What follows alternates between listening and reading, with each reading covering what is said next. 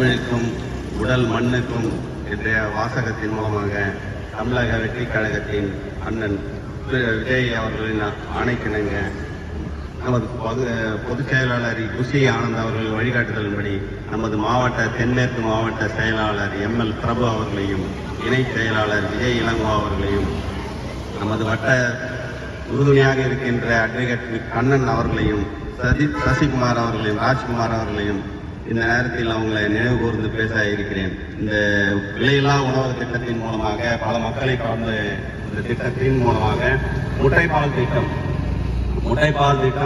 இந்த குழந்தைங்களுக்கு கொடுக்கறதுனால வாரம் கொடுக்கறதுனால நல்ல ரீச் ஆகுது, நல்ல பப்ளிசிட்டி ஆகுது.